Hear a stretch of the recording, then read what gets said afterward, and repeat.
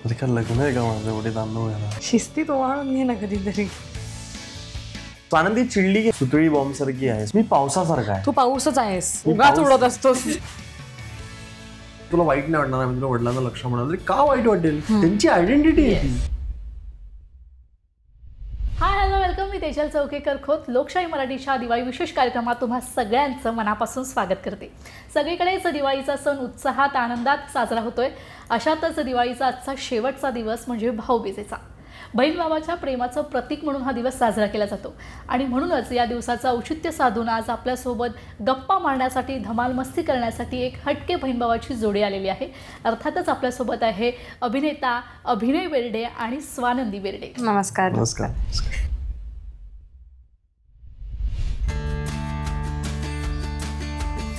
Beautiful. अरे का लग्न आहे का माझं एवढे तांदूळ घ्यायला? शिस्तीत ओवाळून घे ना कधीतरी. जय को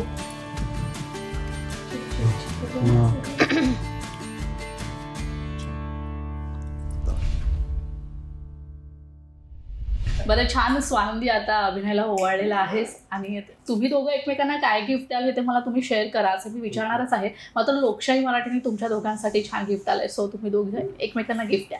येस दादा प्लीज. हे स्वानंदीसाठी आणि ते अभिनयसाठी. खालचं माझं आहे का? हा, हा. ब्रिलियंट. नाही हे अभिनयचं आहे. ब्रिलियंट. हे माझं आहे. द्यायचं कुठलं कोणाला?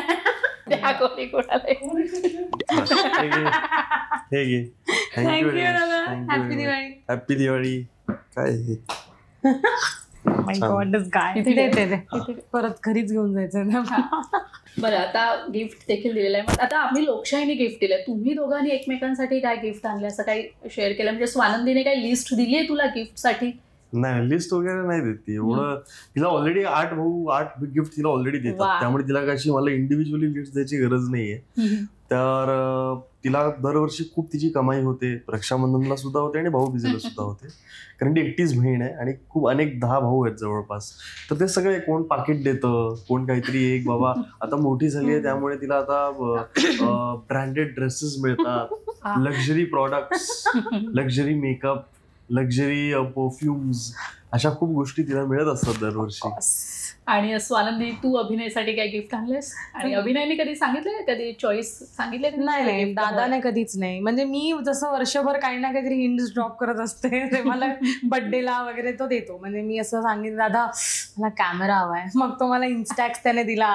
मला स्मार्ट वॉच हवा होता तो त्याने दिला, गॉगल हवा होता. हिंट्स ड्रॉप करावे लागतात. गॉगल सरळ मी गॉगल दिला होता बरोबर, तो दिसलाच तुम्हाला असं कुठेतरी पडलेला, त्याच्यावर लोक बसतात. अजिबात नाही, माझे नीट ठेवलेले असतात. Just don't. ठीक आहे. म्हणजे तुमच्या दोघांची टॉम अँड जेरीची म्हणजे भांडणं मला इथेही दिसत. बरं अभिनय, मला तुला विचारायचंय की स्वानंदीने तुला पहिलं गिफ्ट काय दिलं, आठवतंय असं छान?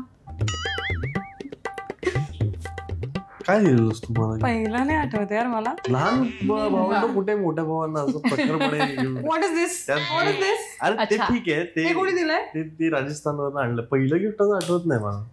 मी तिला पहिलं दिलेलं एक मेकअपचा छोटा किट बॅग,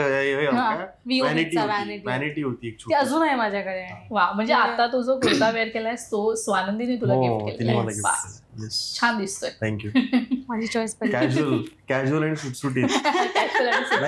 ऍक्च्युली. बरं, दिवाळीचे दिवस सुरू आहेत, 2 दिवस झालेले आहेत. दिवाळी तुमच्यासाठी किती खास आहे? दिवाळी, यंदाची दिवाळी?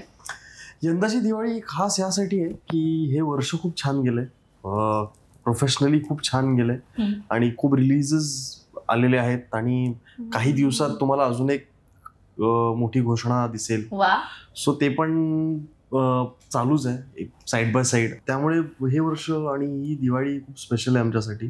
आणि मागच्या दिवाळीत आम्ही खूप जास्त एक्झॉस्टेड होतो, कारण आम्ही नवीन घरात शिफ्ट झालो होतो, सगळं नवीन नवीन होतं, खूप गोष्टी ऍडजस्ट होत होत्या.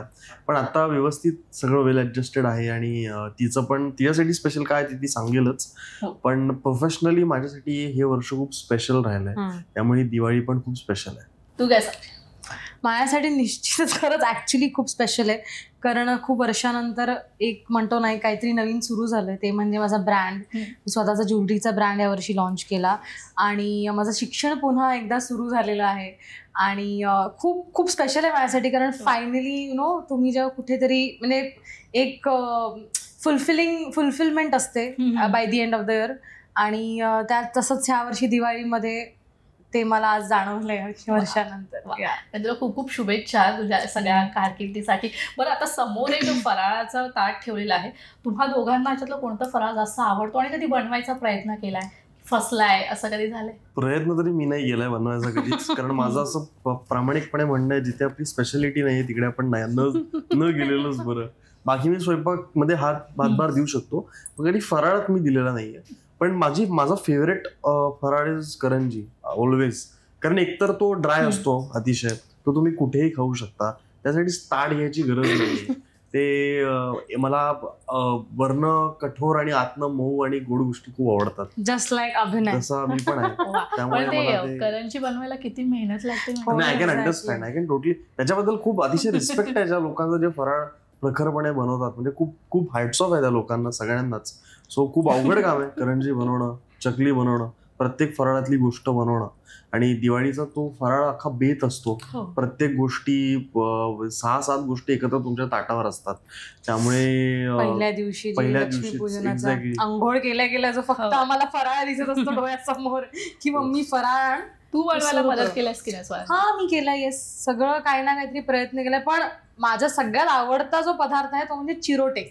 म्हणजे तो सगळ्यात जास्त आवडतो मला. तो आता अनफॉर्च्युनेटली नाहीये, पण तो मी आणि मम्मी म्हणजे आम्ही जरी फराळ, माझी काकी वगैरे पाठवते, पण घरी चिरोटेचाच आम्ही देवाला पहिल्या दिवशी नैवेद्य दाखवायचा असतो. सो आम्हा तिघांनाही चिरोटे भयंकर आवडतात, कारण तो खुशखुशीत आणि असं गोड वगैरे असं असतो, बेस्ट असतो तो माझ्यासाठी. बरं, फराळ तर असतोच, मेडिटेशन आपल्याला लागतंच. मात्र आता तुमच्या समोर ना फटाके आहेत, तर या फटाक्यांमधली कोणती उपमा तुम्ही एकमेकांना द्याल? म्हणजे भुईचक्र म्हणा, सुरसुरी म्हणा, कोणी दोघांपैकी एकमेकांना काय उपमा दे?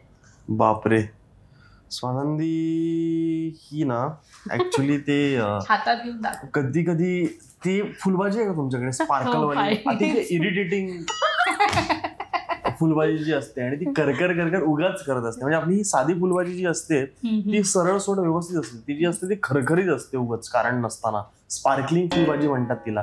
आणि ती उगाच कधी अशी म्हणजे ते विचित्र असतं. तशी स्वानंदी नाहीये, पण मला त्याच्याबद्दल सांगावंसं वाटत होतं. स्वानंदी चिडली की ह्याच्यासारखी आहे, या सुतळी बॉम्ब सारखी आहे स्वानंदी. तू काय वेगळं आहेस?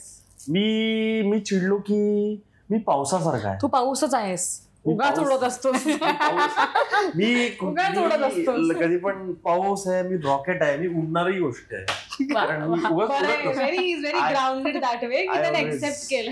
I always go aim for the clouds, always aim high. आणि अभिनय हे माझ्या डोक्याचं करतो. हा, गोल गोल गोल गोल गोल गोल चक्री करतो. म्हणजे स्वानंदी, तू सुद्धा सांगितलेलं आहेस की अभिनय कोणत्या फटाक्यासारखा आहे, जे उडतात आणि जे डोकं फिरवतात. तुला मान्य आहे? आणि अभिनय फुलझडी पण आहे. प्रत्येकाचं ओपिनियन. का फुलझडी? का असं इज व्हेरी हॉट आहे फुलझडी. I won't say hot, but okay. पण येस, म्हणजे इज व्हेरी, म्हणजे जर माझ्या आयुष्यात कुठली गोष्ट महत्वाची असेल ती म्हणजे अभिनय. आणि तशीच फुलझडी शिवाय आपण कुठली गोष्ट लावत नाही किंवा कुठलीही गोष्ट सुरू करत नाही. अगरबत्ती लावतो आपण, ते रॉकेट लावतो. हे ते स्पार्कलिंग घाणेरड्या फुलझड्या जे खूप आवाज करतात आणि त्यांचं काही. मी तुझ्याबद्दल चांगलं सांगते आता आणि तू स्पार्कलिंग काढतोय. कारण नाही मला आवडत हे, मला बोलायचं होतं त्याच्याबद्दल. पण तू माझ्याबद्दल बोलतोस की त्याच्याबद्दल बोलतोय? तू थोडीशी तशीच वागते जाता, मला बोलायचं. बरं अभिनय, ही सगळी जी मजा मस्ती, समज कधी शूटिंगसाठी बाहेर आहेस, दिवाळीच्या सणानिमित्ताने कधी शूटिंगसाठी बाहेर गेलायस आणि दिवाळी मिस झाली, असं कधी झालंय? हो, मी एका शूटिंगला तर लंडनला होतो दिवाळीत. म्हणजे लंडनमध्येच दिवाळी साजरी केली होती 2020ला. सो ते झालंय. आणि पहिली दिवाळी होती, त्याच्यानंतर मला असं आठवत नाही की दिवाळी निमित्त बाहेर आहे शूट करतोय, असं नाही झालंय फार. कारण दिवाळीला एकतर माझी सदैवानी कुठली रिलीज नाहीये. दिवाळीला रिलीजेस असत्या तर मग माझं प्रमोशन मध्येच दिवाळी अख्खी गेली असती. इकडे दिवाळी पहाट, तिकडे हे आणि ते. पण एकदाच असं झालंय की लांब होतो घरापासून, पण त्यावेळेला इंडियात पण लॉकडाऊनची स्थिती होती, तर त्यामुळे ते तसं फार जाणवलं नाही मला. बट मला नाही वाटत मी असं फार लांब राहू शकेन दिवाळीच्या वेळेला घरापासून. स्वानंदी, तुला दिवाळीमध्ये स्पेशल अशी रांगोळी वगैरे काढायला आवडतं? तू काढतेस रांगोळी? कशा पद्धतीच्या रांगोळ्या काढता येतात तुला? ठिपक्यांची मला फार उत्तम पद्धतीने येते, कारण माझी आई म्हणजे आईची आवड आहे. सो म्हणजे दिवाळी सुरू व्हायच्या आधी 1 दिवस आधीपासून आम्ही रोज दोघी चान्स बाय चान्स रांगोळ्या काढतो. म्हणजे असं नाही की एकच ठेवली मध्ये 3 दिवस ठेवायची वगैरे, असं नाही. आम्हाला दोघींना आवडे, कारण आपण ह्याच सणाच्या वेळेला आपण रांगोळ्या वगैरे काढल्या जातात, दिवे लावले जातात. आणि आमच्याकडे एवढे दिवे आहेत, कारण आम्ही दोघी म्हणजे साधे दिवे घेऊन येतो आणि त्यांना पेंट वगैरे करतो. सो ह्या वर्षी ते झालं नाही, कारण आम्ही सगळे खूप बिझी होतो. बट नाहीतर एव्हरी इयर आम्ही दोघी हँड पेंट करतो आणि त्याच पंक्त्या आम्ही घराबाहेर वगैरे लावतो. आणि येस, म्हणजे ते आम्ही नॉर्मल जे असतात आपले ब्राऊन कलरचे किंवा व्हाईट कलरचे ते घेऊन येतो आणि आम्ही ते स्वतः हँड पेंट करून त्यांच्यावर डिझाईन वगैरे असे जेम्स वगैरे असं काय काय चिकटवतो आणि ते आम्ही त्याचे दिवे करतो. सो आमचं दिवाळी म्हटलं म्हणजे इट्स अन आर्ट, इट्स अन म्हणजे सेलिब्रेशन ऑफ अ डिफरंट. त्यामुळे आम्हाला खूप मजा येते. आणि रांगोळ्या तर दर दिवशी बदलतात, खूप आवडतात. पण टिपक्यांची तर येतेच, पण लाईक नॉर्मली पण आम्ही दोघी प्रयत्न करत असतो की काही ना काहीतरी छान पद्धतीने जमेल. पण आता तू म्हणालीस की तुम्ही दोघी, आई आणि तुम्ही दोघी हँड पेंट करत असता, पण त्या म्हणा किंवा काही कुठल्या गोष्टी, अभिनयचा किती हात असतो या सगळ्या गोष्टी? म्हणजे कंदील बनवणं किंवा शॉपिंग करणं, काय हातभार असतो दिवाळीच्या सगळ्या रिच्युअल्स मध्ये? इलेक्ट्रिशियन असतो तो आमचा. लाईट दिवे लावणं, वायरचं लाइटिंग करणं, कंदील लावणं आणि बाकी सगळं सामान आम्ही घेऊन येतो, कारण त्याला ते नाही, त्याला आवडतच नाही सगळं आणायला. आवडत नाही तो. आम्ही दोघी कसे आहोत ना, आम्हा दोघींचं खूप पर्टिक्युलर असतं आणि मग ते असं इकडनं एक तिकडे झालं ना की मग अभिनयला उगाच ऐकवलं जातं. त्यामुळे तो ते अवॉइडच करतो. तो म्हणजे तुम्हाला आणायचं ते आणा, मी तुम्हाला सगळं लावून देईन, बाकी माझं पुढचं काम. सो बाकी काय कंदील लावणं, त्याच्यात बल्बला जोडणं, मग लाइटिंग करणं, हे सगळं अभिनयाची काम. म्हणजे टेक्निकली गोष्टी पाहतो, टेक्निकली असं म्हणायला पाहतो. कधी कधी असे म्हणजे कुठलाही सण म्हणा किंवा काही गोष्टी असतील तर बाबांची आठवण आपसुकच येतेच, येणारच. तर आईकडून कधी असं झालंय की तुमच्या दोघांमध्ये ना बाबांचे गुण दिसतात, असं कधी सांगितलं आईने? मला तर खूप सांगत असते. कोणते असं काही शेअर करू शकतो? काही सांगण्यासारखे म्हणजे आय थिंक तो थोडा शांत स्वभाव आहे माझा. थोडा मी काही गोष्टी बोलत नाही आणि थोडा असंच खोड काढणं लोकांची वगैरे, फिरकी घेणं, गाण्यांची अर्थ बदलणं वगैरे, त्याच्यावर आई मला नेहमी सांगत असते बापावर गेल्या. कारण ना मागच्या आठवड्यात सविता प्रभुनेताई आल्या होत्या आणि त्यांनी खूप छान आठवण सांगितली की तुम्ही आता सविताताई तुझ्यासोबत आता जो सिनेमा झाला त्यामध्ये काम केला वडापाव मध्ये, त्यामुळे त्यांनी सांगितलं की अभिनय थोडा कमी खोडकर आहे लक्ष्मीकांतपेक्षा. त्यामुळे हा प्रश्न तुला केला, हळूहळू रंग दाखवतो. सविताताई कशी ती को ऍक्टर होती ना वडिलांची माझ्या, तर त्यामुळे त्यांच्याबरोबर ऑब्व्हियसली ते असतं. मी आता सविता मावशीसोबत तसे खोडा नाही काढू शकत. ऋतिकासोबत तशा खूप काढतो मी खोडा, पण ते सविता मावशीसोबत माझी हिंमत नाही, कारण because she is senior actress. पण येस, मला खूप मजा आली त्यांच्यासोबत काम करताना. आणि ते खूप काय म्हणतो आपण, शी इज व्हेरी, एकतर खूप हंबल आहेत आणि त्याचबरोबर ते खूप हॅपी गो लकी आहेत, ते खूप पॉझिटिव्ह आहेत. सो ते पॉझिटिव्हिटीमुळे आम्हाला त्या सेटवरती खूप मजा आली होती. बरं, तू काय सांगशील, असं कधी झालंय तुझ्याबद्दल, कधी आईने सांगितलं तुझ्यामध्येही असा गुण आहे बाबांचा? हा, तिचं म्हणणं असतं की मला जसं वडिलांना माझ्या खूप, he was very out going, म्हणजे त्यांना पण सतत बाहेर जायचं किंवा छोटे मोठे ते खूप पार्टीज वगैरे पण थ्रो करायचे आणि त्यांना ते असे घरी बसून नाही राहायचे. जसे अभिनय आणि मम्मीला कसं त्यांचं पीस आणि शांतता हवी असते, तसं माझं नसतं. मला लोक हवी असतात आजूबाजूला. मला तो म्हणजे मला खूप असं शांतता सहन नाही होत. सो मम्माचं म्हणणं असतं की त्या बाबतीत तू तुझ्या वडिलांवरच गेलीस की तुम्ही दोघं म्हणजे आउट गोईंग आणि आम्हाला फक्त आमचं घर, आमचा बेड, आमचा टीव्ही दिसतो आणि पुस्तकं. बरं, मला आता अभिनय तुला असं विचारायचं की आता स्वानंदीचा देखील छान जम बसलाय, तिने छान व्यवसाय सुरू केलाय, तुझं देखील खूप छान सुरू आहे. तर दोघांनाही आम्हाला प्रश्न विचारायचा की अभिनय, तुला स्वानंदीसाठी समज, म्हणजे ऑब्व्हियसली ती तिचा चॉईस तीच करणार, मात्र तुला एक भाऊ म्हणून स्वानंदीचा लाईफ पार्टनर कसा असावा असं तुला वाटतं? आणि सेम प्रश्न असा मला स्वानंदी तुलाही विचारायचा आहे की तुला देखील वहिनी कशी हवी, काय अपेक्षा आहे? एक पहिली गोष्ट सेल्फिशली बोलायचं गेलं तर तो माझा ऐकणारा हवा, बट माझं ऐकावं बोललं, माझा ऐकणारा, म्हणजे अभिनयचं माझं तुझं नाही, माझं. सेकंडली मी कधी या गोष्टीचा असा विचार केला नाही, कारण माझ्यासाठी ती प्रायोरिटी नाहीये. तिच्यासाठी लाईफ पार्टनर असणं, तिने लग्न करणं हे माझ्यासाठी प्रायोरिटी नाही. माझ्यासाठी प्रायोरिटी काय की तिने एज्युकेशन करावं, तिने स्वतःचं करिअर करावं आणि सेल्फ डिपेंडेंट व्हावं, स्वतःचा फायनान्स सोर्स असावा. बाकी लग्न काय होत असतं लोकांचं. लग्न इम्पॉर्टंट नाहीये आत्ताच्या घडीला असं मला वाटतं. तुमचं एक इंडिव्हिज्युअल करिअर आणि तुमची इंडिव्हिज्युअल आयडेंटिटी असणं गरजेचं आहे. झालं तर होतं, नाही तर नाही होत.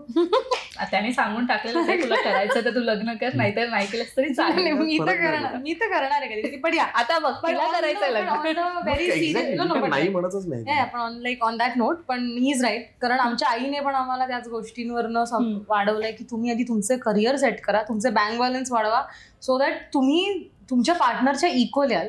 सो ती गोष्ट खूप इम्पॉर्टंट आहे. आणि वहिनी कशी हवी आहे हे शेवटी at the end it is going to be अभिनयचा प्रश्न. पण माझं म्हणणं आहे की अभिनय हा जसा आम्हाला माहितीये तसा अजून बाकीच्यांना माहित नाहीये. सो कसं आहे म्हणजे तो तर सांगण्याची पलीकडे पण it's to deal with him खूप म्हणजे वेगळी गोष्ट आहे. It's not easy to deal with him.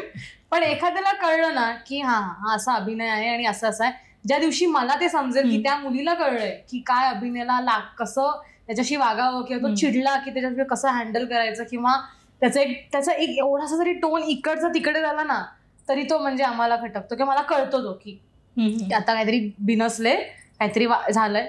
So once असं वाटलं मला की या मुलीला त्या सगळ्या गोष्टी कळल्यात न सांगता, तेव्हा जाऊन मला खात्री पटेल की बाबा she is the one for him. आणि तुम्हाला लग्न करायचंय, तुम्हाला whatever you want to do you do, पण at least Abhinay is tolerable to you हे मला म्हणजे त्याला हँडल करणारी मुलगी असं कधी त्याने सांगितलंय तुला की मला एखादी मुलगी आवडली, किंवा तुझी फ्रेंड कधी आली आणि तिने सांगितलंय मला अभिनय आवडतो, अशा सगळ्या गोष्टी घडल्या असतीलच ऑब्व्हियसली. सांगितलंय मला की अभिनय पण सांगितलंय मला. त्याला सांग, तो विचारतोय. इट्स लॉंग गॉन नाव, जाऊ दे. पण अभिनयने पण सांगितलंय मला, म्हणून मी नवीन मैत्रिणी आणतच नाही आता. एक मिनिट, अभिनय म्हणजे काय नेमकं, म्हणजे बाबा असं काय. पण नाही म्हणजे अभिनयबद्दल तर विचारतातच आणि अभिनय विचारतो. अभिनय बघा ऑन एअर तिने सांगितलेलं की म्हणून मी माझ्या नवीन फ्रेंड्स घरी आणत नाहीच आहेत माझ्या. हे असं एकतर तिचे फ्रेंड म्हणजे माझे फ्रेंड असतात, त्यांच्यावरती ताबा टाकायचा प्रयत्न करते नंतर. That's very true. That's very true. बरं, मग अभिनयमध्ये कोणता असा अभिनयमधला गुण येतो तुम्ही बदलावा असं तुला खूप प्रकर्षाने वाटते की हे बदलायलाच पाहिजे अभिनय? अख्खा एपिसोड काय बदलायला पाहिजे? खूप आहेत, मला आठवत नाही आता. बापरे, अभिनय तुझा म्हणजे चांगल्या पार्ट पेक्षा जास्त वाईट पार्ट आज स्वानंदी सांगते असं काय नाही. काय आता चालेल, तो आहे तसा चालेल मला. आता मी झाले, आता आम्ही दोघं एकमेकांच्या ह्याला युज टू झालो, आता मला काही खटकत नाही, काहीच खटकत नाही. आता जाऊ दे. I like the way he is. तो तसा नसता तर मग वांदे झाले असते, पण I think I like him the way he is. बरं, तिने जाऊ दे बोलून सगळं सोडून दिलंय, म्हणजे मला समजलं की अभिनय कसा आहे, म्हणजे चांगलाच आहे अभिनय. प्लीज प्लीज खरंच सांग. बरं, मला असं विचार, आई कधी म्हणजे प्रिया मॅम कधी शूटिंगसाठी बाहेर गेलाय आणि तुम्ही दोघांनी असं काहीतरी कांड केलाय घरी आणि तो सांगायचा नाही, असं काही लक्षात राहणारा कांड आहे इथे सांगण्यासारखी किती आहे त्याचा विचार करतो. एखादा तरी सांगावंच लागेल. मी लहानपणीच सांगू शकते तुम्हाला. कुठला? घोडे वेळ खायचं. हा, तो एक आहे. हा, अजून कुठला आहे रिसेंट मेमरी मध्ये? रिसेंट मध्ये तर जाऊच दे. पण आधी लहानपणी सो बेसिकली आम्ही दोघं जेव्हा लहान होतो, म्हणजे हॉस्टेलला जायच्या आधी ती शूट्सला जायची, जेव्हा बाबा गेले आणि मग आमच्यासोबत आमचे केअरटेकर्स असायचे. मग दिवसाला असे 10-10, 20-20 रुपये आम्हाला कुठून तरी मिळायचे किंवा ती तरी आम्हाला अशी द्यायची वगैरे. सो ती शूटला गेली, ती फ्रंट गेटने निघायची आणि ती गेल्या आम्ही दोघं बॅक गेटने येऊन गोळे, इमली, चिंच वगैरे, कैऱ्या वगैरे खायचो. आणि हिला कळायचंच नाही की आम्हाला आम्ही का खोकतोय, आम्हाला का सर्दी होते, काय होतंय. गोळे बर्फाचे गोळे खायचो, म्हणजे अक्षरशः. आणि मग एकदा ती दिवाळीच्याच वेळेला मला आठवतं, मी फुल तयार बियार होऊन गेले आणि ती शूटला निघत होती आणि instead of going from the front gate ती बॅक गेटने आली आणि तिथे मी घोडा टाकते. म्हणजे रेड हँड पकडलं फुल ऑन. मग बायकांना मम्मीने आमच्या मागे स्पाय एजन्सीज चालू केली. जे कोणी आमच्यासोबत बायका असायच्या केअरटेकिंगला, स्पाय म्हणजे त्या आम्ही कुठे जातोय ह्याच्यावरही लक्ष द्यायला असायचे. डिटेक्टिव्ह, फुल डिटेक्टिव्ह एजन्सी चालवलेली त्यांनी. आणि एक दोनदा पकडलं, म्हणजे ती अशी दिसतायत बायका येताना आणि आम्ही दोघांना कैऱ्या वगैरे फेकल्यात. मग आम्ही बिल्डिंग मध्येच खायला लागलो, म्हणजे मला दिसेल कोण कुठून येतंय वगैरे म्हणून. पण शाळेतल्या असा काही कंप्लेंट आल्या दोघांमधल्या कोणाच्या घरी आलेल्या आहेत कंप्लेंट, आणि त्या लपवण्यासाठी दोघांनी एकमेकांना कधी मस्का लावलाय, आईपासून ही गोष्ट लपली पाहिजे अशी स्कूल मधली कंप्लेंट? बोर्डिंग स्कूलमध्ये असल्यामुळे तिला ती यायची भेटायला, त्यामुळे तिला कळायचं असं का लपवता यायचं नाही. पण कंप्लेंट तर खूप आल्यात, म्हणजे माझ्या तर खूप आल्यात. अभ्यास न करण्यावरनं, प्रेमपत्र लिहिण्यावरनं. तू लिहिलेस म्हणजे काय? आणि स्कूलमध्ये असताना त्याने प्रेमपत्र लिहिलं. 5वीत होता तो आणि ते प्रिन्सिपलच्या हातात गेलं. प्रिन्सिपलने माझ्या आईला बोलवलं. माझ्या आईने काय करावं, थोडंसं बोलावं ना लेकाला, की अरे तू काय केलंयस, तू पत्र लिहिलंयस मुलीला कसं. ती प्रिन्सिपल समोर हसायला लागली. बरं, आणि ते प्रेमपत्र जे मी लिहिलं होतं ते मी पुढाकार घेऊन नव्हतं लिहिलं, ते माझं रिप्लाय होतं तुम्ही मला जे आधी लिहिलं होतं त्याच्यावरचं. सो ते त्याच्यामध्ये ते पकडलं गेलं. तर माझं असं झालं की यार, की एकतर मी तिला रिस्पॉन्ड करताना ते लिहिलंय, त्याच्यात मी पकडला गेलोय. त्यात मला असं ऐकवलं जातं की त्या मुलीच्या आई बाबांना काय वाटेल. अरे म्हणलं तिने मला पहिलं लिहिलंय, तुम्हाला तर कसं सांगू मी, जाऊ दे. बापरे, पण तो काळ खूप छान आहे, लक्षात राहण्यासारखं आहे ती गोष्ट. आणि मम्मी हसते, मम्मी म्हणजे. आणि माझा सिनेमा आयुष्यातल्या शूटिंगचा माझा पहिला सिक्वेन्स काय असावा, मी प्रेमपत्र लिहितो. कोइन्सिडन्स. पहिला दिवस शूटिंगचा पहिला शॉट काय असावा माझा, मी प्रेमपत्र लिहितो. तेव्हा दोघींना, त्यामुळे दोन जणींना ब्रिलियंट होतं. आता कधी असं केलंस रिअल लाईफ मध्ये दोघींना असं कधी प्रेमपत्र वगैरे लिहिलेस? प्रेमपत्र नाही लिहिलंय. काय चीट केलंस? चीट केलंस का? नाही, कधीच नाही. खूप असं गुणी श्रावण बाळायस? चीट नाही गेलं म्हणजे श्रावण बाळ कसं होईल? जसं काही गुणी गुणी बाळायस कसं? गुणी बाळ नाहीये, पण चीट नाही गेलंय म्हणजे मी. पण गुणी बाळ वगैरे आता मला माहिती नाही, मला म्हणता येईल. म्हणजे दिग्दर्शकांना वाटतं मी गुणी आहे आणि ते वाटलं पाहिजे. माझ्या मैत्रिणींना वाटत नाही मी गुणी आहे, जे त्यांना नाही वाटलं पाहिजे. सो जिथे ज्यांना जे वाटतंय त्याला ते वाटतंय, सो चांगली गोष्ट आहे. एक डिफरंट प्रश्न म्हणजे आता ज्यावेळेस तुम्ही लहान होतात आणि नंतर तुम्हाला जेव्हा कळलं की आपले बाबा या इंडस्ट्रीत मधले खूप सुपरस्टार आहे, जेव्हा तुम्हाला रिअलायझेशन झालं तर तुमच्या मनात काय गोष्ट होती, सगळ्यात आधी काय फिलिंग होती? फ्रँकली स्पीकिंग मला ती फिलिंगच आठवत नाही, कारण खूप लहानपणापासून त्या गोष्टींचा एक काय म्हणतो एक प्रभाव होता आमच्या आयुष्यावरती, खूप लहानपणापासून. म्हणजे इट्स नॉट लाईक की आम्हाला मी मोठी झाली आणि मला ती मेमरी आली. पण आम्ही जेव्हा हॉस्टेलला गेलो तेव्हाही एक वेगळं वातावरण होतं, कारण मोस्टली मराठी क्राऊड होता तिथे पुण्यात असल्यामुळे. तर त्यामुळे कुठे ना कुठे सतत ती जाण असायची की बाबा कोणतरी आहेत बाबा तुमचे आई वडील, आणि त्यामुळे तुम्हाला हे असं सगळं जे काय ट्रीटमेंट आहे किंवा एक लोक सतत येऊन तुम्हाला सांगतायत की खूप बाबा मोठे होते, खूप फॅन होत वगैरे, तेव्हापासून म्हणजे ते चालूच आहे. सो ते असं ती फिलिंग मला ॲज लक्षात नाही की बाबा लक्ष्मीकांत बेर्डे किंवा प्रिया बेर्डे माझे आई वडील आहेत आणि ते कुठेतरी जाणवलं. पण सुरुवातीपासूनच ते बघितलंय मला. आय थिंक टप्प्याटप्प्यात त्यांच्या पॉप्युलॅरिटीचा अंदाज येत गेला आणि ते कुठेतरी आय फील थोडंसं एका पॉईंट नंतर ते खूप प्रेशरायझिंग झालं होतं माझ्यासाठी. म्हणजे आय एम व्हेरी ग्रेटफुल की त्यांच्या जे काय आता आमचं आयुष्य आहे, जे काय आम्ही आता जगतोय, हे फक्त त्यांच्यामुळे आणि त्यांनी कमवलेल्या गोष्टींमुळे. मला इंडस्ट्रीमध्ये आल्याला जे प्रेम मिळालं, फक्त इंडस्ट्रीकडनंच नाही पण ते प्रेक्षकांकडनं सुद्धा, ते फक्त आणि फक्त या गोष्टीमुळे मिळालं कारण मी लक्ष्मीकांत बेर्डेंचा मुलगा आहे. सो क्रेडिट त्यांचं आहे पूर्णपणे. पण लहानपणी ते थोडंसं प्रेशरायझिंग व्हायचं माझ्यासाठी, कारण लोक त्यांच्यामुळे नाही किंवा माझ्या नावामुळे पण नाही, पण तुम्हाला जे तुमच्या नावामुळे अटेन्शन मिळतं ते प्रत्येक वेळेला पॉझिटिव्ह अटेन्शन नसतं, त्यात खूप निगेटिव्ह अटेन्शन पण असू शकतं. सो ते निगेटिव्ह अटेन्शन पण मला प्रखरपणे खूपदा मिळायचं. सो कुठेतरी मला असं वाटायचं की मी माझं स्वतःच असं झालं होतं की मी आता कुठे गेलो तरी माझे वडील कोण आहे मी नाही सांगणार.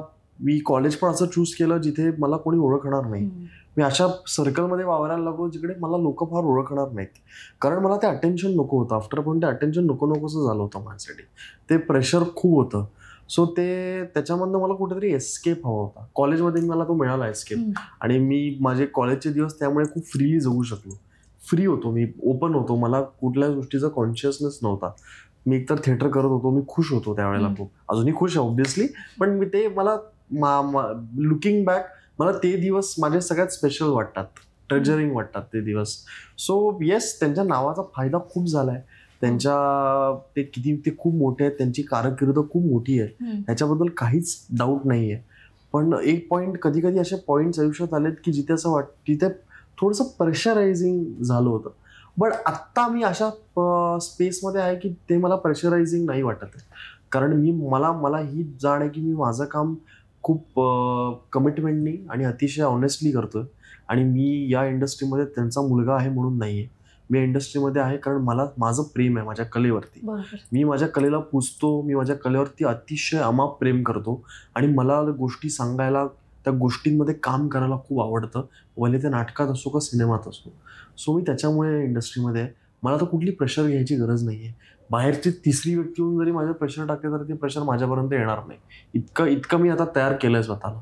सो आय फील जे काय मिळालंय ते आय एम व्हेरी थँकफुल की त्यांचं नाव आम्हा दोघांना मिळालंय आणि त्या नावामुळे इतकं प्रेम आम्हा दोघांना मिळालंय. So I am very thankful आणि थँक्यू सगळ्याच मायबाप रसिक प्रेक्षकांना. नाही, आता तू बोललास अगदीच खरं आहे. कारण अनेक जणांनी अभिनय तुझ्याबद्दल सांगितले की तू खूप मेहनती आहेस खूप. आणि आत्ताच तू म्हणालास की मी कलेसाठी जगतो. आणि तुझ्या प्रत्येक कामातून आम्हाला दिसतच असतं. ते निगेटिव्ह भूमिका असो किंवा हिरोची भूमिका असो, त्यातून आम्हाला सगळ्यांना जाणवतच. तर लक्ष्मीकांत सरांवर आजही अवघा महाराष्ट्र आजही तितकाच प्रेम करतो. त्यामुळे तुम्हा दोघांना त्यांचा ऑरा माहितीच असणार, तुम्ही अनुभवलाय. त्यांच्या स्टारबद्दल आम्हाला जाणून घ्यायला आवडेल. तुम्हाला त्यांच्याबद्दलच्या काही गोष्टी असतील, काही किस्से असतील, ते जाणून घ्यायला खूप आवडतील. एक गोष्ट मला नेहमीच लोक म्हणत आली की त्यांनी जे स्टारडम पाहिलंय ना ते त्यांच्यानंतर कोणीच नाही पाहिलंय. त्यांच्यानंतर इंडस्ट्रीला खूप स्टार्स मिळाले, खूप मोठे मोठे सुपरस्टार्स मिळालेत, पण त्यांनी जे पाहिलंय ते कोणी नाही बघितलंय. एक किस्सा नाहीये, हा एक फॅक्ट आहे ऍक्च्युली. ते नाटक पण करायचे, सिनेमा पण करायचे. आता बरेच जण बाहेर जाऊन बोलतात की मराठी ऍक्टर सगळीकडे दिसतात म्हणून प्रेक्षक त्यांना थिएटरमध्ये बघायला येत नाहीत. पण ॲट द सेम टाइम बाकी इतर भाषांचे ऍक्टर्स आहेत ज्यांच्याबद्दल आधी लोकांना काहीच माहिती नव्हतं, जे तुम्हाला टीव्हीवरती पण कधी कधी दिसलेत, इकडे तिकडे दिसलेत, त्यांना बघायला लोक जातात. पण मी माझ्या वडिलांचा एक्झाम्पल सांगतो. माझे वडील त्यावेळेला थोडंफार टेलिव्हिजन पण करत होते, सिनेमा पण करत होते, नाटक पण करत होते. त्यांच्या नाटकाचे 3 शोज असायचे शिवाजी मंदिरला. आणि समोर त्यांच्या कुठल्या तरी रिलीज झालेल्या सिनेमाच्या प्लाझामध्ये 3 शोज असायचे. आणि ते 6ही शो एका दिवशी हाऊसफुल असायचे. म्हणजे लक्ष्मीकांत बेर्डे तुम्हाला शिवाजी मंदिरला पण दिसतात आणि लक्ष्मीकांत बेर्डे तुम्हाला प्लाझाला पण दिसतात. शिवाजी मंदिरला तुम्हाला ते प्रत्यक्षात दिसतात, इकडे तुम्हाला ते प्रोजेक्टर स्क्रीनवरती दिसतात. आणि ते 6 शोज हाऊसफुल असायचे. हे कोणी अनुभवलंय का आपल्या ह्याच्यामध्ये? तर खूप कमी लोकांनी अनुभवलं असेल कदाचित. पण ही गोष्ट अचीव्ह करणं, हे प्रेक्षकांचं प्रेम अचीव्ह करणं, आय मीन हे खूप इम्पॉसिबल आहे आत्ताच्या घडीला, एस्पेशली जिथे खूप माध्यम आहेत, जिथे स्टारडम डझंट एक्झिस्ट एनिमोर. आज मी स्टार आहे, उद्या मी स्टार नसेल. इतकं फिकल झालंय स्टारडम, त्याला लॉन्जिटिव्हिटी राहिलेली नाहीये. सो मला असं वाटतं लक्ष्मीकांत बेर्डे, माझे वडील आणि अशोक मामा हे शेवटचे सुपरस्टार्स आहेत. ह्याच्यानंतर मराठी इंडस्ट्रीनी फक्त आणि फक्त कॉन्सेप्ट, गोष्टी, दिग्दर्शक आणि लेखकांवरती फोकस करायला हवं. कारण आता स्टारडमची परिभाषा सगळीकडेच बदललेली आहे. कुठल्याच इंडस्ट्रीमध्ये तुम्हाला सुपरस्टार्स बघायला मिळतील याची खात्री नाहीये, पण चांगल्या गोष्टी नक्की बघायला मिळतील. आणि खरंच म्हणजे सुपरस्टार असावा तर कोण? लक्ष्मीकांत बेर्डे सारखा आणि अशोक सराफ सारखा. आजही त्या लक्ष्मीकांत सरांचं नाव इतकं घेतलं जातं, म्हणजे त्यांच्याबद्दल कुठलीही गोष्ट बोललं ना तरी त्यांच्याबद्दलच्या सगळ्या गोष्टी निघत जातात. आता त्यांना 20 वर्ष झाली जाऊन. Can you imagine? 20 वर्ष झाली. 20 वर्ष. अशी मुलं जी ते गेल्यानंतर जन्माला आली आहेत तेही त्यांचा सिनेमा बघतात. हे इम्पॉसिबल आहे, हे खूप इम्पॉसिबल आहे. आणि हे फक्त आणि फक्त रसिक प्रेक्षकांनी जे त्यांच्यावर प्रेम केलंय, ते प्रेम कुठून आलं? प्रत्येक शनिवारी रविवारी गावोगावी जिथे थिएटर्स पण नसायची तिकडे दूरदर्शन असायचं. शनिवारी अख्खं गाव शांत व्हायचं दुपारी 4 वाजता. का? कारण मराठी सिनेमात लागायचा. तो कोणाचा असायचा? लक्षा मामाचा असायचा किंवा अशोक मामाचा असायचा. ते प्रेम, ते मराठी आयडेंटिटी आणि DNA मध्ये ही 2 नावं इतकी रुतलेली आहेत ना ऍक्च्युली की ते त्यांच्या आयुष्याचा भाग आहेत, त्यांच्या लहानपणाचा भाग आहेत. आता जी मुलं 30शीत आहेत, 40शीत आहेत, ती लहानाची मोठी झाली आहेत त्यांना बघून. ऍक्च्युली ते त्यांच्या DNAचा भाग आहेत. तुम्हाला जर कोणाच्या DNAचा भाग व्हायचा असेल ते आताच्या घडीला एवढं मोठं चॅलेंज आहे, कारण प्रत्येक रील आणि रीलवर तुम्हाला काहीतरी वेगळं दिसतंय. तुमच्याकडे सतत काय ना काहीतरी बघायला आहे.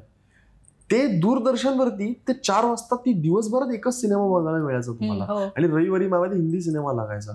ते 2च गोष्टी तुम्हाला बघायला मिळत आहेत. मी आज बसल्या जागी 4 सिनेमे बघू शकतो घरामध्ये माझ्या, इतकं मला अवेलेबल आहे. सो कोणाच्या तरी DNA मध्ये घुसणं, कोणाच्या तरी कल्चरमध्ये रुटेड राहणं हे आताच्या घडीला खूप डिफिकल्ट झालंय. त्यावेळेला सोपं होतं मी असं म्हणणार नाही, कारण त्याला माध्यमं कमी होती, त्याला मेहनत खूप जास्त करायला लागायची. पण हे दोघं हे मराठी आयडेंटिटीचा खूप मोठा भाग आहेत, मराठी अस्मितेचे खूप मोठे भाग आहेत दोघेही. म्हणजे लक्ष्मीकांत सरांच्या आजूबाजूची लोक जरी लक्ष्मीकांत सरांना लक्ष म्हणून हाक मारत असले तरी रसिक प्रेक्षक देखील त्यांना हक्काने लक्ष म्हणून. आणि मला म्हणतात की अरे तुला वाईट नाही वाटणार, आम्ही तुला वडिलांना लक्ष म्हणणार. तरी का वाईट वाटेल? त्यांची आयडेंटिटी आहे ती.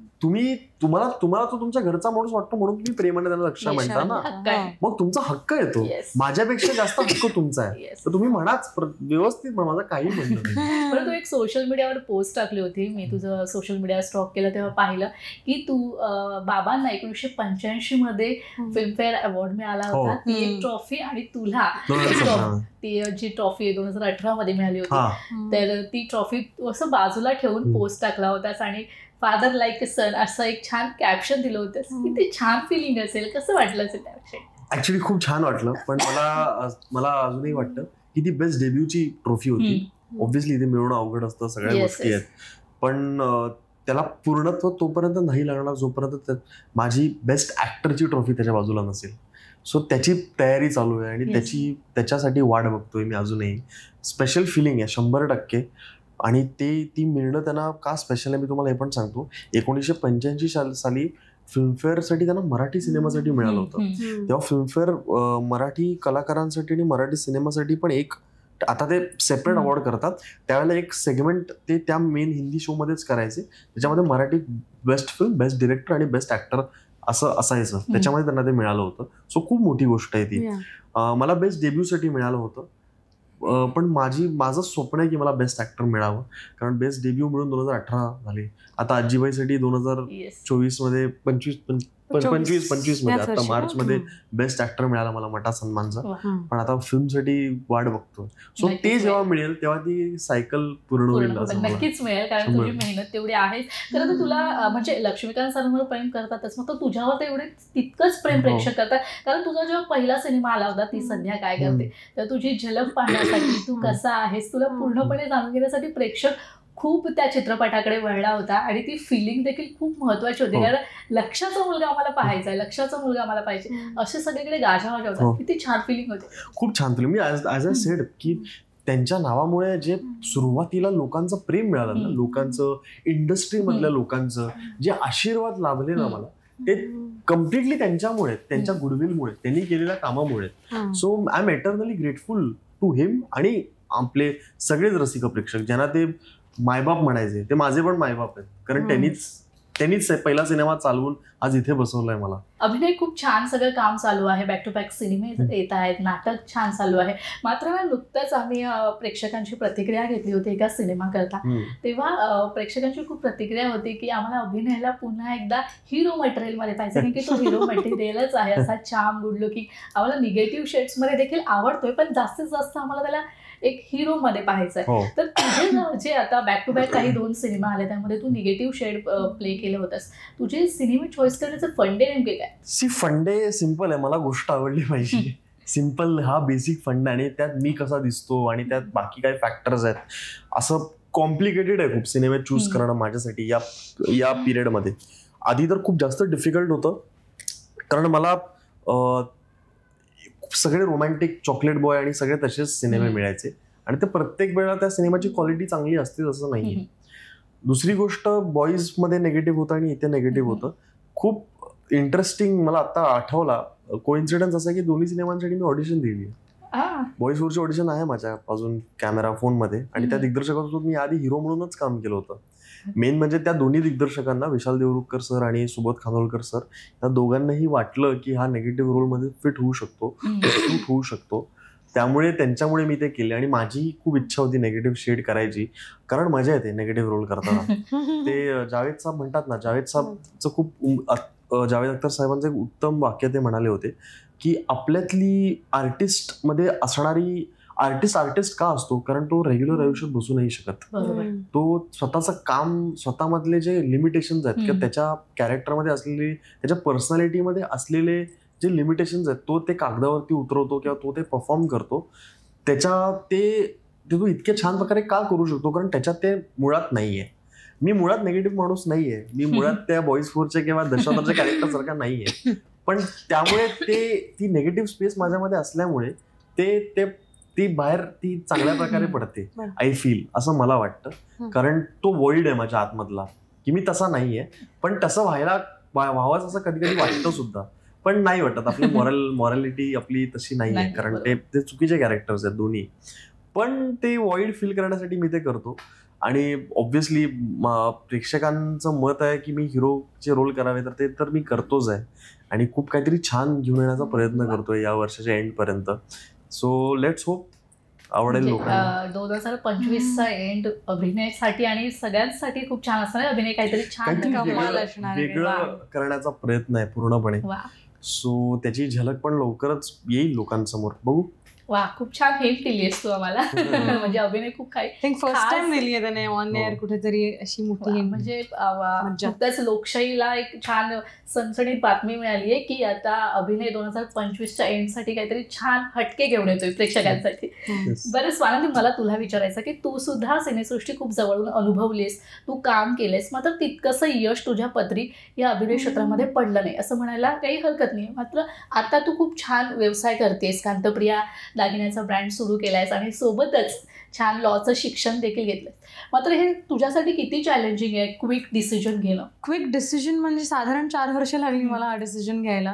2020 ते 24 बऱ्याच गोष्टी घडत होत्या, आणि अपयश असं म्हणणार नाही मी, पण माझ्यासाठी ती प्रायोरिटी सुरुवातीपासून नव्हती. एक प्रिव्हिलेज म्हणून म्हणतो आपण, एक तसं त्या पॉइंट ऑफ व्ह्यूने मला असं वाटलं की एकदा प्रयत्न केला, पण सुरुवातीपासून म्हणजे लहानपणापासून जसं अभिनयाचं स्वप्न होतं तसं त्या माझी वेगळी स्वप्न होती, आणि मला शिक्षण करायचं होतं. मला अभ्यासात जेवढं माझं मन लागतं तेवढं ह्या गोष्टींमध्ये कदाचित नाही लागलं. सो तेवढं म्हणून माझ्याकडनं तेवढं ते 100% देता आलं नाही, पण जेवढं मी दिलं आय एम शुअर की that was I had the best time. पण आत्ता मला असं झालं की माझं एक ज्वेलरीवरती प्रेम किंवा शिक्षणावरती जे प्रेम आहे त्याला आत्ता फायनली कुठेतरी पुढाकार घेऊन एक डिसिजन घेऊन ते आता पुढे नेणं खूप गरजेचं होतं. कारण आता वय पण वाढतं आणि तसं फायनान्शियली स्टेबल होणं पण खूप गरजेचं असतं. आणि माझ्यासाठी ते आत्ता असं झालं की आता स्वानंदी बस झालं, 25 होती असतो आता तुला काहीही करून एक काहीतरी डिसिजन घे. सो कांतप्रियाचा म्हणजे जेव्हा डिसिजन घेतला तो तर म्हणजे अगदी म्हणजे असा स्लिपस्नॅप झालाय. म्हणजे मी आणि आई असे बोललो, मम्मी काहीतरी सुरू करूया का, आता खूप दिवस झाले आपण काहीतरी ठरवतोय, तुम्ही ज्वेलरीचं करूया. म्हणलं चला, फटफट कॉन्टॅक्ट्स काढले, सगळं केलं, आणि देन मी लाईक एका महिन्यात आम्ही तो लॉन्च केला. लॉचं कसं झालं, लॉचं पण ॲक्शन कसं झालं, डिसेंबरमध्ये मी एका खूप जवळच्या फॅमिली फ्रेंडकडे गेलेले, आणि he is also good lawyer. So त्याला मी त्याच्याशी बोलत होते आणि तो मला सगळ्या गोष्टी सांगत होता, आणि मला ते एवढं फॅसिनेशन आहे लॉचं की मला त्या सगळ्या गोष्टी एवढं क्युरियस असते की मी असं काय तसं काय. So he was just telling me, तो त्यांच्या केसबद्दल सगळं सांगत होता, आणि मी म्हणले की यार मला पण लॉयर बनायचं होतं यार, बन ना. म्हणलं इट्स नेव्हर टू लेट यार, इट्स नेव्हर टू लेट. तू एक्झाम्स दे, तुझी एंट्रन्स एक्झाम दे, आणि तू गो फॉर इट. आणि मला असं झालं की मी आता अभिनयाला, आणि मम्मीला कन्व्हिन्स करावं लागणार मला की परत शिक्षण करायचं, 3 वर्ष तुम्हाला याच्यात घालायचं की काय पुढे काय, म्हणजे बिकॉज ऑब्व्हियसली तुम्ही परत फायनान्शियली डिपेंड होता तुमच्या फॅमिलीवरती. सो मी अभिनयाला फोन लावला की अभिनय, मी ना असा डिसिजन घेते की मी लॉ करते. कर, उत्तम, सुरू कर. काय फॉर्म भरायचंय, कुठे जायचंय, लगेच काय करायचं, अजिबात घाई करू हे नको करू, हाय करू नको, लगेच हे कर. मम्मीला पण सांगितलं, मम्मी पण विदाऊट अ सिंगल थॉट दोघांनी त्या गोष्टीला मला सपोर्ट केला, आणि I am very thankful to them की कारण असेच डिसिजन्समध्ये at this point of your life असं सपोर्ट तुमच्या फॅमिलीकडनं मिळणं खूप डिफिकल्ट होऊन जातं. पण थँकफुली मला दोघांकडनंही मिळाला तो, आणि आता ते परत ती गोष्ट सुरळीत सुरू झालेली आहे यावर्षी.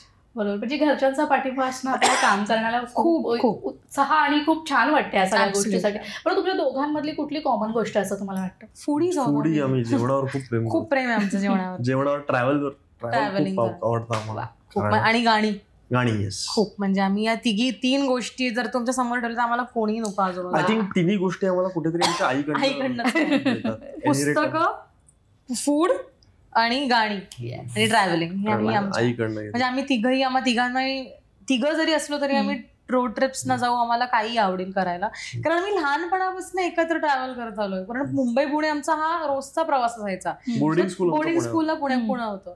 सो मग एकत्र प्रवास करताना मग गाणी आली, मग तिने आम्हाला कुठल्या ना कुठल्या काळाची जुनी गाणी सगळी तेव्हापासून मग तिने ती ऐकवायला लावली. म्हणजे किशोर कुमार, रफी यांचं एवढं प्रेम, पंचमदा, आशाबाई, लताबाई यांच्या सगळ्यांची गाणी इंट्रोडक्शन आम्हाला आईकडनं. बरं, मला असं विचारायला आवडेल की आता अनेक सिनेमांचे रिक्रिएट सिनेमे होत असतात, तर तुम्हाला दोघांना बाबांचा कोणता सिनेमा रिक्रिएट व्हावा असं वाटतं? नको बाबा, तुम्ही परत रिलीज करा, आम्हाला ते बघायला रिलीज करा. आम्हाला आमच्या कोणता सिनेमा वडिलांना release स्क्रीनवर करा? बघायचं. मी मात्र म्हणतो धूमधडाका असो, झपाटलेला असो, एक होता बनवा विदूषक. बनवी असो, बनवा एक होता बनवी. विदूषक असो, हे सगळे रिलीज झाले हो, पाहिजेत परत. आणि झाले तर मी लिहून देतो की लोक जी गर्दी करतील ना. हो लोक म्हणजे- पहिली सीट्स पण सोडणार नाहीत, वा. ही खात्री आहे पूर्ण. म्हणजे रिक्रिएट होऊ नये असं तुम्हाला वाटतं? ती Recreate मॅजिकच नाही. परत नाही होऊ शकत. कसं आहे ना, ते सिनेमे ज्या लोकांनी बनवले, स्पेसिफिकली ते सिनेमे ज्या लोकांनी लिहिले, ते लोक आता नाही आहेत. ती सेन्सिबिलिटीज त्यांच्यासोबत गेल्यात, ते नाही आहेत, ते परत नाही होऊ शकत. कुठलाही रिमेक त्याच्या ओरिजिनल रिमेक म्हणण्यापेक्षा कुठलाही सिक्वल त्याच्या ओरिजिनल रायटरशिवाय नाही करावा असं मला वाटतं. ती ओरिजिनल थॉट आणि तो ओरिजिनल आयडिया जर नसेल तर तो सिक्वल नाही वर्क होणार. म्हणून सचिन सरांनी पण आता त्यांच्या इंटरव्ह्यूमध्ये सांगितलं की ते बनवा सिक्वल का नाही बनवणार, कारण त्याचे ओरिजिनल लेखक आता नाही आहेत. सुधीर जोशी सर नाही आहेत, माझे वडील आता नाही आहेत, खूप लोक त्या सिनेमाची नाही आहेत, म्हणून ते बनवणं आता बरोबर नसणार. त्यामुळे ते परत रिमेक करणं, रिक्रिएशन करणं, त्याचं मॅजिक पूर्णपणे निघून जाणार, ते इनोसन्स पूर्णपणे निघून जाणार. आणि त्या सिनेमांना रिमेकची गरजच नाही, कारण अजूनही ते लोक ते सिनेमे एन्जॉय करतायत. म्हणून रिलीज करा, म्हणजे आमची जनरेशन पण जाऊन ती थिएटर्स मध्ये फायनली बघेल. मला हा प्रश्न, सॉरी तू कट कर, तू बोल. हा प्रश्न का अनेकदा मला माझ्या पुढे उपस्थित होतो, मला याचं कारण काय वाटतं की कमर्शियल सिनेमे जेवढे असायला हवे मराठी सिनेमात तेवढे नाही आहेत आत्ताच्या घडीला. कमर्शियल सिनेमे जास्तीत जास्त लोकांना आपण नवीन आता देणं गरजेचं आहे. आता हे वर्ष इतकं छान राहिलेलं आहे की जितके तुम्ही सक्सेसफुल सिनेमे या वर्षातले बघाल, सगळे डेब्युटंट डिरेक्टर्स आहेत. शिवराज वायचळ, आता थांबायचं नाही, जारण नवीन डिरेक्टर, रोहन मापुसकर 19 एप्रिल 99, परत सुबोध खानोलकर सर दशावतार, हे सगळे दिग्दर्शक नवीन आहेत, सगळे फर्स्ट टाइम डिरेक्टर्स आहेत, सगळ्यांचे सिनेमे कमर्शियल आहेत. So I feel this is the right time की आता तुम्हाला अशी वेळ बघायला मिळेल जे तुम्हाला चांगल्यात चांगले कमर्शियल सिनेमे तुमच्यापर्यंत येतील. आणि तुला माहितीये का, आता प्रेक्षक वर्ग देखील सिनेमा पाहायला वळालाय, कारण की खूप छान छान दर्जेदार सिनेमा प्रेक्षकांच्या भेटीला येतात. एक्झॅक्टली. आणि हे वर्ष खूप सक्सेसफुल राहिलं आपल्यासाठी, मराठी नाटकांसाठी पण आणि सिनेमांसाठी पण. त्यामुळे मला असं वाटतं की आता थांबायचं नाही. आता थांबायचं नाही, खरंच आता थांबायचं नाही म्हणालाच आहेस, काम पुढे करायचंच आहे. तर एक शेवटचा प्रश्न की आपली धावपळ, आपली ही मेहनत सगळी चालूच असते कामासाठी वगैरे, स्वतःला मेंटल स्पेस देण्यासाठी काय करता तुम्ही दोघं, आणि बकेट लिस्ट काय आता तुमची जे तुम्हाला आता टिक करायची? माझी मेंटल स्पेस देण्यासाठी मी काही नाही, मी माझ्या बेडवर पडून टीव्ही बघतो, मी शांत माझ्या मित्रांसोबत वेळ घालवतो, त्यामुळे माझ्या फॅमिलीसोबत वेळ घालवतो, आणि ती माझ्यासाठी मेंटल स्पेस आहे माझी. मला ते खूप, मी त्यामुळे रिचार्ज आणि रिफ्रेश होतो. बकेट लिस्ट टिकमार्क माझं, मला परत एक सोलो ट्रिप करायची होती इंटरनॅशनल कुठल्या तरी देशामध्ये जाऊन, ती यावर्षी वाटत नाही मला शक्य आहे, पुढच्या वर्षी पूर्णपणे करण्याचा प्रयत्न करेन. मी मेंटल स्पेससाठी मी पेंटिंग किंवा ड्रॉइंग करते, म्हणजे माझ्यासाठी तो एक रिलीफ असतो तो एक. आणि कुकिंग करते. इट्स लाईक मी माझ्या स्पेसमध्ये, मी माझ्या झोनमध्ये आहे. आणि like out of all the TV आणि फोन हे सगळं खरंच कंटाळा होतं त्या गोष्टींचा एका पॉईंट नंतर. आणि आता तर यायलाच लागला, बिकॉज तुम्ही एकदा अभ्यास आणि ह्या गोष्टींमध्ये सुरू झाला म्हणजे कामामध्ये पण, की TV बघायचा आणि फोनकडे बघायचा भयंकर कंटाळा येतो ऍक्च्युली. सो मग कुकिंग आणि मंडला आणि पेंटिंग करणं एक मला भयंकर आवडतं आणि तो मला एक 6-7 तास मग मी कुठेच हलत नाही. म्हणजे मी एकदा करायला लागले की मग मी हलत नाही आणि मला ते खूप आवडतं. आणि बकेट लिस्ट म्हणजे सेम आमचं मलाही ॲक्च्युली मी बऱ्याच वर्षात इंटरनॅशनल ट्रॅव्हल नाही केलं आणि माझंही होतं यावर्षी, पण अनफॉर्च्युनेटली ते नाही, नेक्स्ट इयर. पण यावर्षी माझ्या ॲक्च्युली खूप गोष्टी टिक झाल्यात की फायनली कमाल उत्तम डिसिजन्स घेतलेत मी माझ्या लाईफचे and that has been taked off. But या international trip is still there, ते करायचंय मला. बरं, तू दिवाळी म्हटलं फटाके फराळ सगळ्या गोष्टी आहेत, तुम्हाला किती फटाके फोडायला आवडतात? तुम्ही फोडलाय? लहानपणी खूप फोडले. म्हणजे आमचे काका दादा रवींद्र बेर्डे ते आमच्यासाठी एवढे पिशव्या 3-3 पिशव्या भरून घेऊन यायचे फटाके आणि आम्ही ते रोज दिवाळीला दर दिवशी लावायचो. म्हणजे एवढे आम्हाला फटाके आवडायचे. आधी क्रेज पण होती आणि त्यावेळेला प्रदूषण पण आपल्या देशात आपल्या शहरात कमी होतं. त्यामुळे आता जर एक दिवस फटाके फोडले की ते पुढचे 5-7 दिवस सगळ्यांच्याच हवेत असतातच. त्यामुळे ते तुमचा एअर क्वालिटी इंडेक्स खूप खराब होतो, तुमच्या पण आता शरीराला नुकसान होतं खूप. ऑब्व्हियसली काही लोकांना अजिबात आवडत नाही, त्यांना सांगितलं की फटाके फोडू नये. पण आय फील जर तुम्ही त्याचे नंतरचे इफेक्ट्स बघितले काय असतात, लॉंग टर्म इफेक्ट्स, तर ते थोडंसं आहे. पण आय थिंक काही लोक नुसते छोटे छोटे फटाके एक दिवाळी हे करायसाठी करतात. म्हणजे देयर वॉज अ टाइम आम्ही एवढं क्रेज होता फटाक्यांचा की अभिनयाला त्रास झालेला तेव्हा कसला तरी अस्थमाचा त्रास झालेला, काहीतरी झालेलं आणि तो हॉस्पिटलमध्ये ऍडमिट वगैरे होता दिवाळीच्या वेळेला. आणि त्याला भाऊबीजेच्या दिवशी डिस्चार्ज मिळाला आणि तेव्हा आम्ही सगळे कसे भाऊबीजेला सगळी फॅमिली एक कोणाच्या तरी घरी जमतो. सो दादा काका घेऊन आले एवढे फटाके भरून. राहतोय कुठे 2 मास्क लावून मस्त फटाके रॉकेट लावतोय. लहानपणी खूप आवडायचं. म्हणजे आम्ही सकाळी 6 आणि 5 वाजता उठून नक्की फॅमिली फटाके फोडायचो. म्हणजे एवढं तेवढं होतं. कारण तेव्हा दिवाळी म्हटलं फटाके नवीन कपडे हा सगळ्यांचा क्रेज होता. खरंच खूप छान वाटलं. म्हणजे तुम्हाला दोघांची बकेट लिस्ट पूर्ण होय आमची सगळ्यांची इच्छा आहे. जसं लक्ष्मीकांत सरांना सगळे प्रेम करतात तितकंच प्रेम तुमच्या दोघांवरही करतात. अभिनयाचे खूप छान छान सिनेमे आमच्या भेटीला यावं ही इच्छा आणि इथे आलात आमच्या म्हणजे ह्या सणाला 4 चांद लावले असं म्हणायला हरकत नाही. आणि खूप खूप धन्यवाद. थँक्यू. दिवाळी विशेष कार्यक्रमात वेळ झाले इथेच थांबायची. पुन्हा भेटूया नवीन विषयासहित. तोपर्यंत तुम्ही कुठेही जाऊ नका. पाहत रहा लोकशाही मराठी.